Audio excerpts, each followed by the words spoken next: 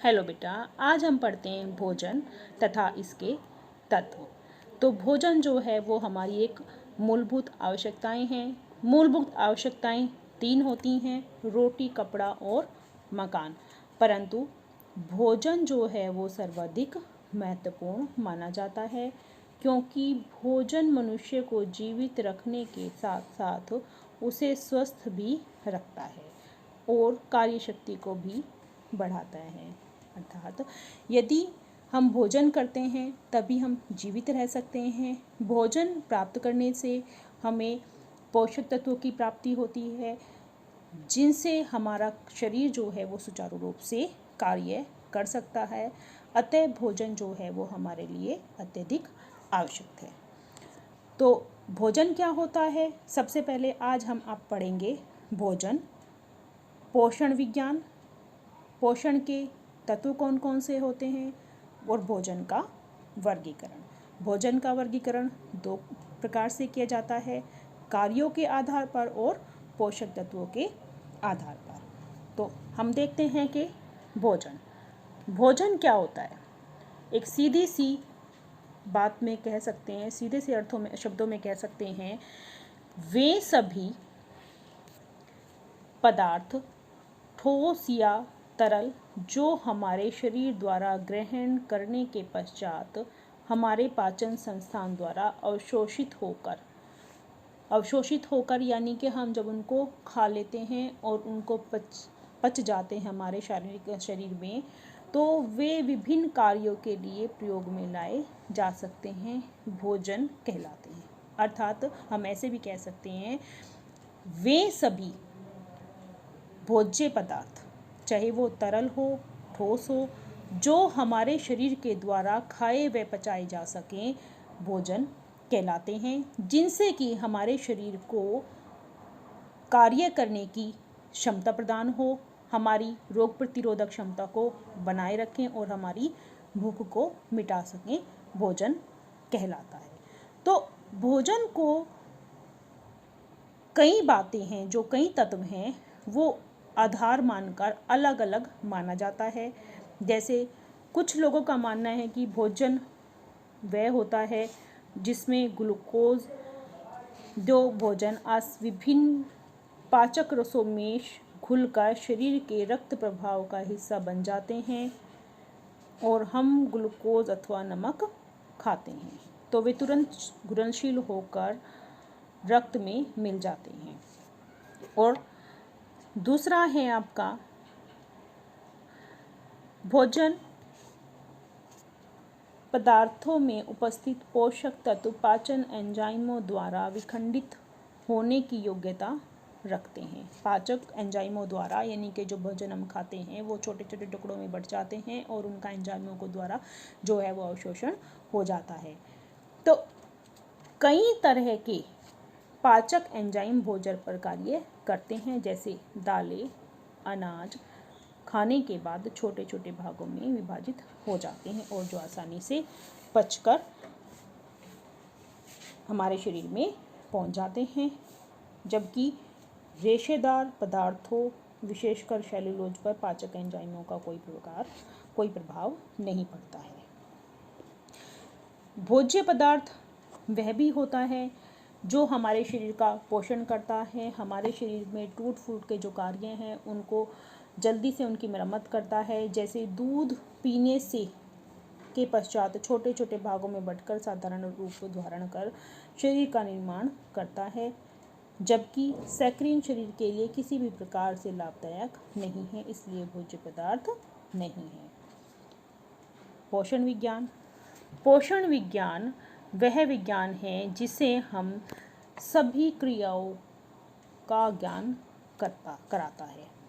अर्थात पोषण विज्ञान के अंतर्गत हम ये सब चीज़ें सीखते हैं कि हमारा आहार जो है वो कैसे डाइजेशन हुआ है, कैसे एब्जॉर्व किया है, हमारे शरीर ने कैसे उसको ग्रहण किया है और उसका किस चीज़ का उपभोग करने में समर्थ है, हमारा शरीर किसका नहीं है, शरीर को कार्य करने की शक्ति किससे मिलती है और शरीर का निर्माण व वृद्धि कैसे होती है।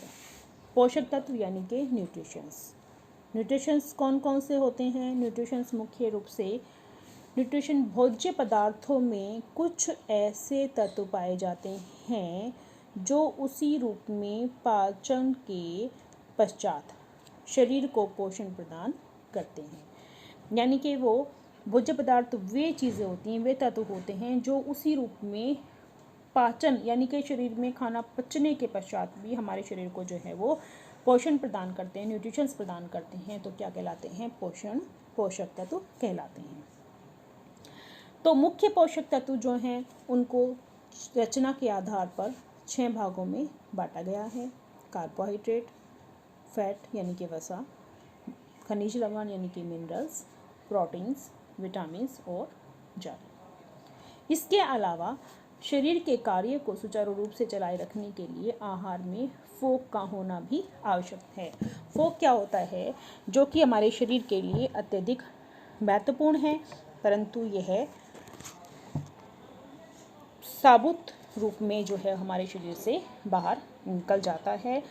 फोक हमें अनाज, दालें, दूध, फल आदि चीज़ों से प्राप्त होता है। तो भोजन के तत्व कौन कौन से हैं? भोजन के निम्नलिखित भोजन के तत्व यानी कि जिनसे हम भोजन खा रहे हैं वो हमें किन किन रूपों में प्राप्त हो रहा है? अनाज, दालें, दूध तथा दूध से बने पदार्थ, मांस, मछली, अंडा, सब्जियां, फल, मसाले, सूखे मेवे, वसा और गुड़ तथा चीनी। भोजन का वर्गीकरण हम 2 प्रकार से कर सकते हैं।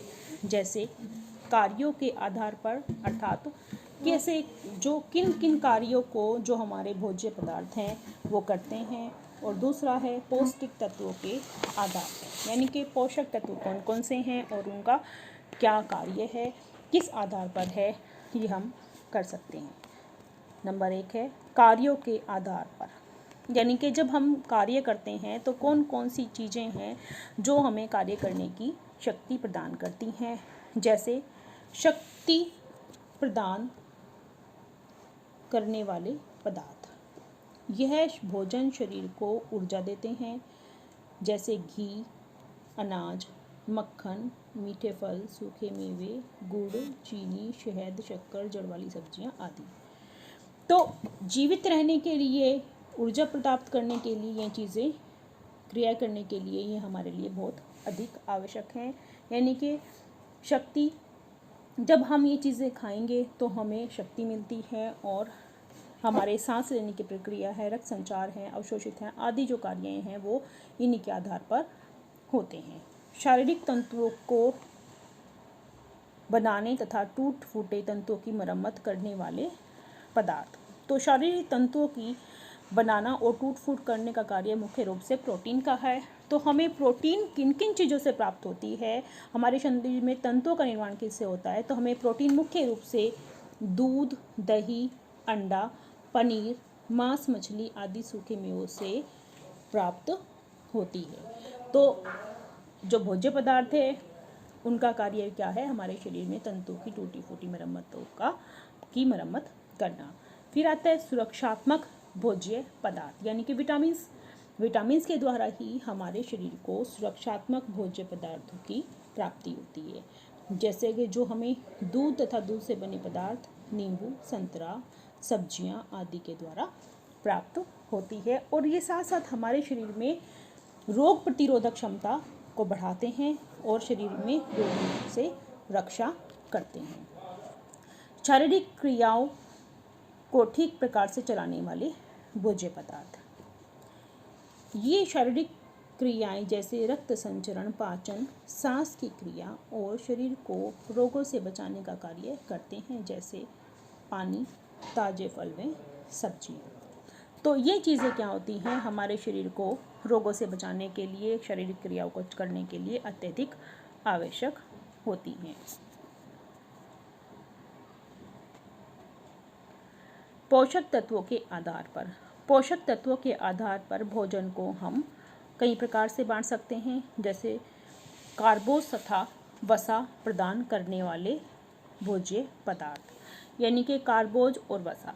जो कि हमारे शरीर में किन किन चीज़ों से मिलती है। कार्बोज अनाज हैं, गुड़, अनाज, स्टार्च वाली सब्जियां, कचालू, जमीकंद, अनाज आदि में पाए जाते हैं। यानी कि कार्बोज के मुख्य हैं, जैसे अनाज है, अनाज में सभी गेहूँ, मक्का, जौ, बाजरा हैं। जमीकंद यानी कि जो ज़मीन में उगने वाली सब्जियां हैं, अरवी, शकरकंदी, आलू आदि हैं। तथा वसा, वसा हमें विभिन्न वनस्पतिक और जानवर तरीकों से प्राप्त होती है, जिसमें कि आप वनस्पतिक तेल हैं, जानवर में घी, मक्खन, क्रीम आदि पाए जाते हैं। सेकंड आपका प्रोटीन प्रदान करने वाले भोज्य पदार्थ। प्रोटीन हमें दूध से, जानवर प्रोटीन हमें दो प्रकार से प्राप्त होती है, जानवर और वनस्पतिक। तो वनस्पतिक में हमें दालों में सोयाबीन, चना, राजमा, मूंगफली इनसे प्राप्त होती है। और जानवर में दूध व दूध से बने पदार्थ, अंडे, पनीर आदि से हमें जो है वो प्रोटीन मुख्य रूप से प्राप्त होती है। विटामिन्स जो हैं हमारे शरीर के लिए सुरक्षा प्रदान करते हैं और शारीरिक क्रियाओं को सुचारू रूप से चलाते हैं। यह खट्टे रसदार फल और हरी पत्तेदार सब्जियों तथा अन्य तरह की सब्जियों में पाए जाते हैं। खनिज लवण हरी पत्तेदार सब्जियों में मुख्य रूप से पाए जाते हैं, जो हमारे शरीर के लिए अत्यधिक आवश्यक हैं।